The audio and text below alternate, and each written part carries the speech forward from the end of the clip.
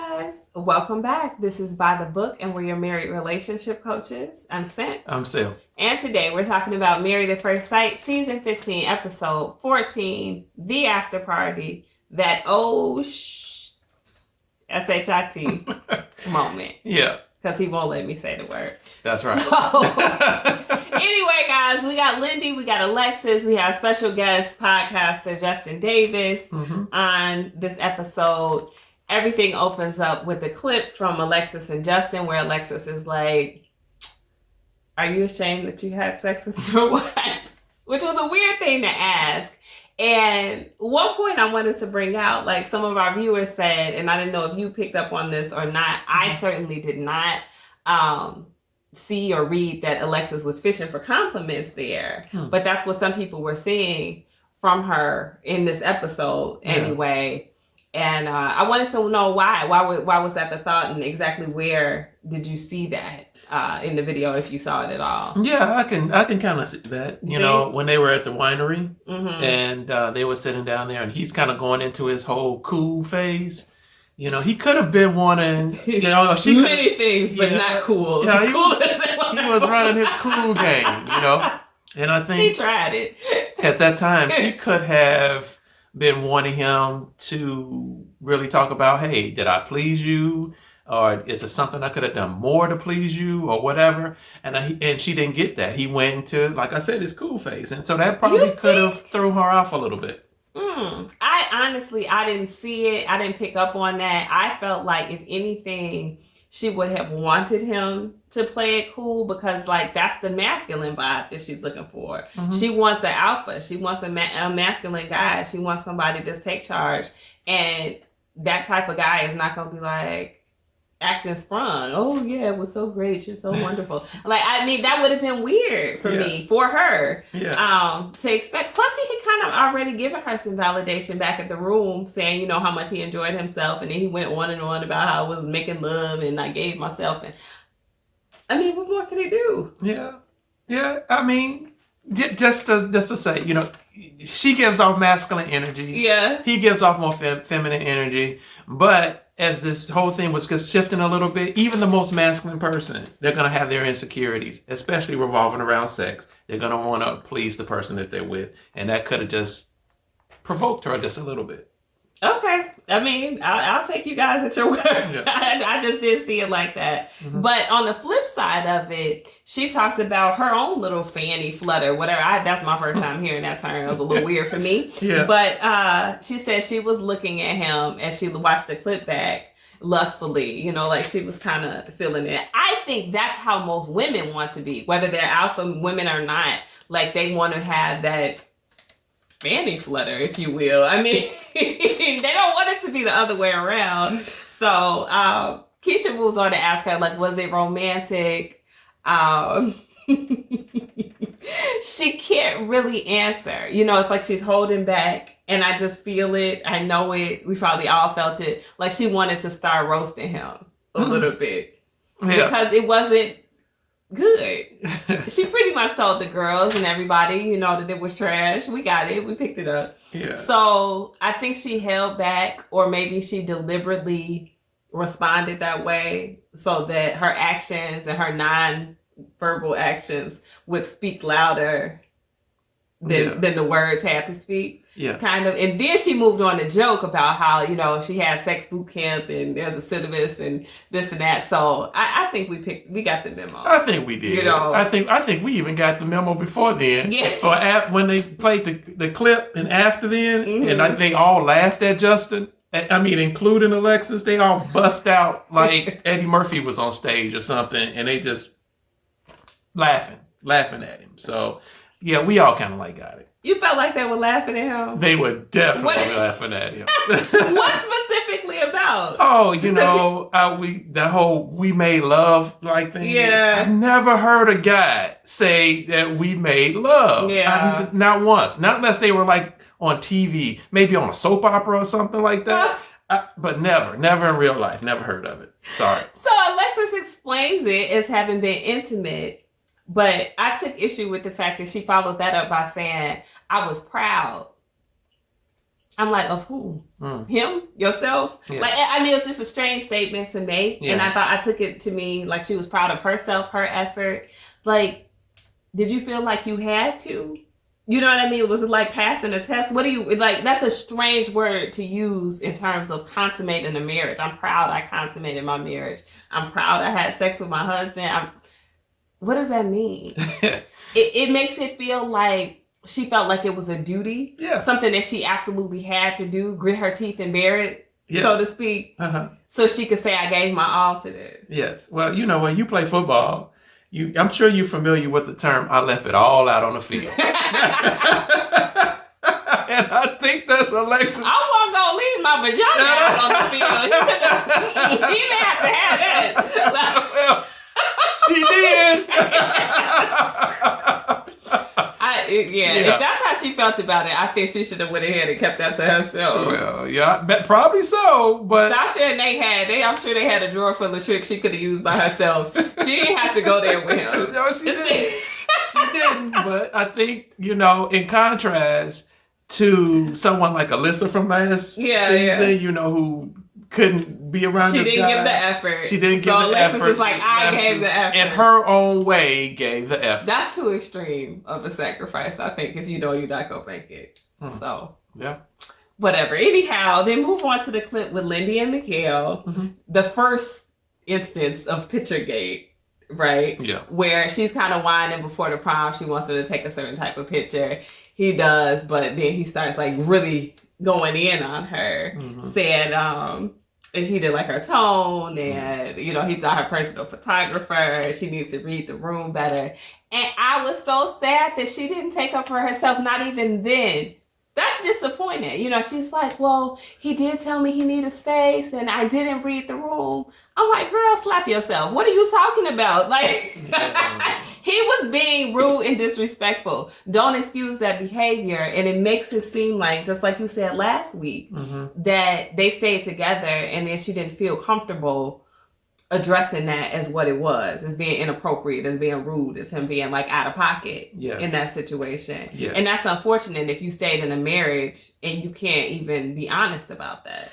Very true. And it kind of confirmed it a little bit for me in the after party that they did stay together. Yeah. Because like you said, she would not even call him out just a little bit on his behavior. And so you have to be truthful. I mean, there's a lot of things that go into a marriage. Truth is one of them. Grace is another one.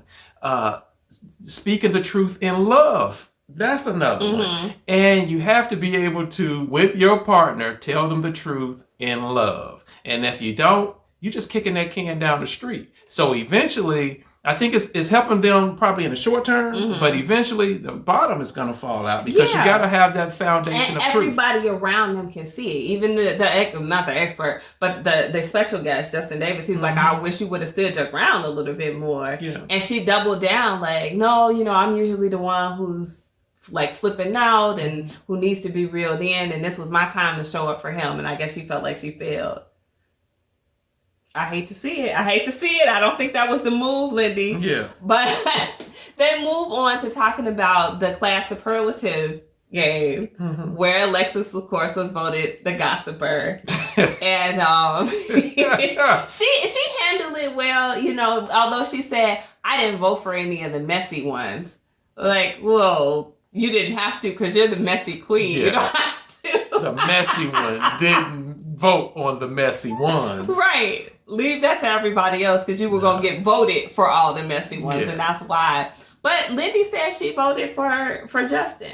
And I get it, right? Like, you do? Yes. Justin is equally responsible for the demise of Ben and Morgan's marriage. He shouldn't have been involved. He was gossiping with Ben. He shared the information, whether it was with his own mouth or he put it on Ben on speakerphone. Whatever you guys think he did, he shared that information with Alexis. And he probably shouldn't have. He didn't know her from a can of paint. She was brand new to him. So don't share that information with somebody. You don't know whether they deserve your trust right now or not. And she didn't. She ran and told it. Yeah. Well, they, you know, early on in this whole 8-week process, and so they are earning each other's trust. Mm-hmm. But along with that, I do think that there is some relationship etiquette that has to be maintained. And as far as we're earning trust, so I am not going to go behind your back and go run to this other person from some of the information that I got from you and then make something worse. That's just some relationship etiquette, I think, that Alexis should have adhered to. I'm not saying she shouldn't have. She should have. But if I'm Justin and I don't know you, I'm not about to put you in a position to make me look like a jackwagon. Like, I'm just not going to do it. Yeah. So, no. Yeah. He should have known better. She should have known better. They should have both got that award. And I would have been satisfied. Yeah. Then Alexis comes back like, everybody comes to me with their secrets. Girl, no, they don't. They lying to you. They're not telling you real information. No, not after this show. Right, everybody knows that she's a gossiper. Yeah. Like, whatever. A messy gossiper. They talked about some of the other awards that we didn't see. Lindy was most likely to go to jail. And Justin and Ben had the bromance award. Too bad Justin couldn't have been on the show. I didn't necessarily need to see Morgan anymore, but it would have been cool if he could have showed up with the group. Yeah. Then they talk about more fun that they had on the trip. Alexis says that she brought water balloons, and though they threw them, that Mitch made them clean up the pieces of the water balloon. Now, if you ever threw a water balloon, you know they can break into these little micro pieces. And I wish a Mitch would try to tell me I'm about to pick up the pieces of some doggone water balloons out the grass.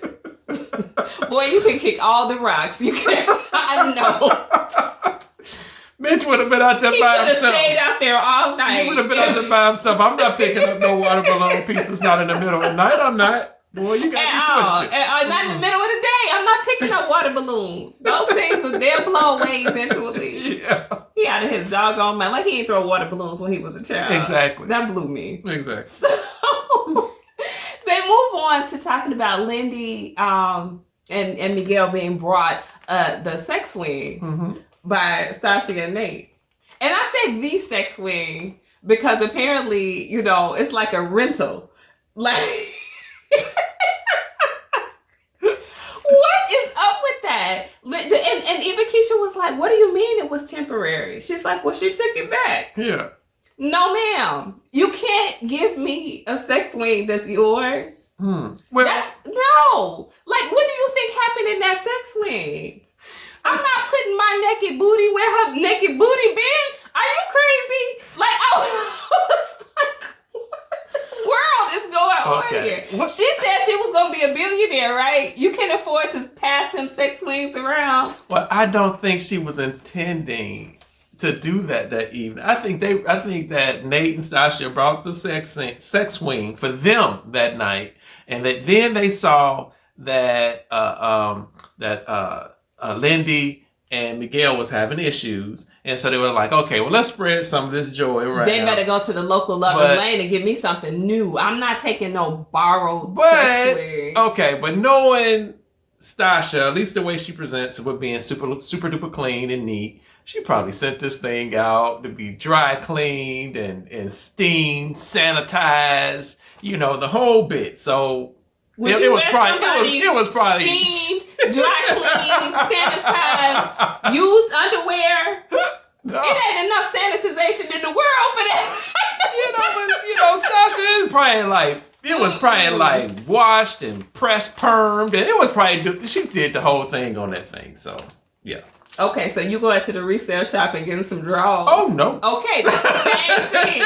It's the same thing. It's not happening. That was crazy. So they showed. Yeah. I think they showed the scene with Alexis and Justin, the winery scene. Or at least they talked about it. I don't know. It's been a while. So I'm trying to remember it in sequence. Mm-hmm. But where Alexis is saying, or Justin is saying to Alexis, I haven't given my all in the 8 weeks. Like 8 weeks is not enough time for me to give my all. And Alexis is saying, I gave my all for the 8 weeks. Now, her all may have been trash. We have our opinions about it. But maybe she did give her all in 8 weeks. I think in her own opinion, she did. Yeah. I really do. But she's in a relationship or marriage, so to speak, with someone who's not going to call her out on possibly you feel you gave your all, but this is the way I see it. Yeah. And so who's to question that? Yeah. Definitely not Justin. Well, the way Keisha read it, she's like, excuse me, she said, well, it's like a promising thing. Like, he's looking at this for the long term. So he's saying, like, there's a lot more to give. Like, this 8 weeks isn't it. Yeah. And yeah, same, the podcaster, Justin Davis, was saying the same thing. Like, it's a lifelong commitment thing. Yes, and that's what he was trying to get at. And we talked about this in our video about them before. I think he was just trying to buy some time. I think he's feeling the pressure. He's feeling it wrapping up, and he's like, "Ooh, she's gonna leave me. She's gonna say no." And I need her to know that this wasn't it. It gets better. There's more after this 8 weeks. I promise you. Yeah. You know, he may even be thinking that in the sexual sense. Like, you only gave me one chance. I'm so sorry. It was bad. It gets better from here. But whatever it is, he feels like he wants some more time. And she doesn't think that she needs that time. And I think it was kind of telling or foreshadowing, whatever you want to call it, that they revisited that enough is enough statement that she made. And she said herself, you know, maybe I've seen enough, you know, basically things that I don't like to where I say, hey, I'm not going to take this anymore. Yeah. That said volumes right there. Yeah. I definitely see that. But yeah, you're right. I do think Justin is saying, hey, I didn't show my best self. I didn't give my all, I think, within this time period. And there's so much more to me. There's so much more I can learn. Yeah. There's so much more ways that I can please you and be the man that you're looking for. And the 8 weeks have not been enough time for me to perfect what I need to show you. Yeah. Now, and for him, let me just say this, because I'm always hard on Justin. And I'm going to give him a little bit of understanding.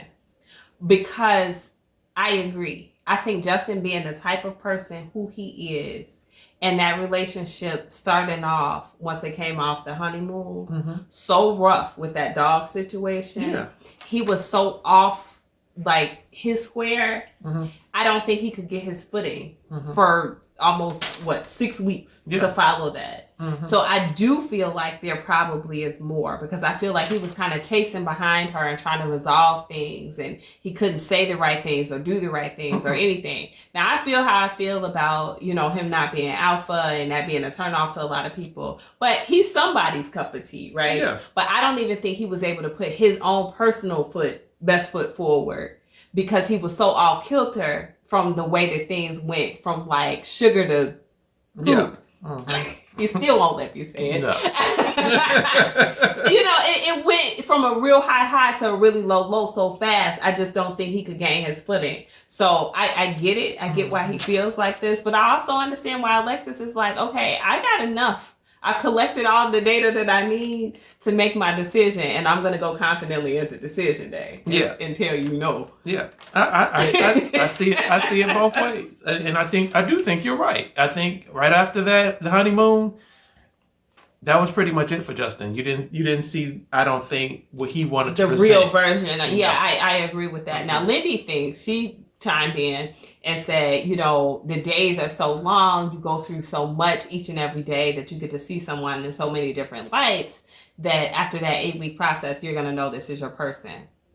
I think that sounds kind of silly, but I'm an outsider. I mean, I never got married at first sight. Yeah. So maybe there's something that I don't know, but 8 weeks is 8 weeks. You don't get every side of somebody. A psychopath could hide that for 8 weeks. You know what I mean? It's plenty of serial killers that then live next door to people for a long time, and they don't have any idea. Now, I know this is a more intimate setting, and I joke, but it's only so much that you can learn about somebody, even in an intimate setting, for that 8 weeks. So she'll find out when they get divorced. It's coming. Cold-blooded. So they move on to talking about the video gate. So not photo gate or picture gate, but video gate with Lindy and Miguel. And she's still taking up for him. And that's really frustrating me all over again. Yeah. You know, she's like, Yeah, this was, if you guys don't remember, this was when she asked the producer rather than Miguel to take the video of her. And of course, Miguel flipped out again. Everything's pissing him off, etc. And she's like, yeah, I didn't read that situation right. Keisha's like, you're not a mind reader, okay? Like, everybody wants for Lindy to stand up for herself. Now, for her end, she's like, there's a lot more context to this stuff. That's fine. I'm sure that things are, carefully edited so that we see what the producers want us to see. Nonetheless, respond to what we're seeing, because what we're seeing looks like you didn't take up for yourself then, and you refuse to take up for yourself now. And it's cringeworthy for us to watch, because we're like, why? Like, does he beat you? Do you, blink twice if you need help, ma'am? She could still be in the whole, I'm afraid to lose him. Yeah. I don't want to upset him. I'm learning, and I have learned to read the room. And I know he has issues when I do this, when I say that.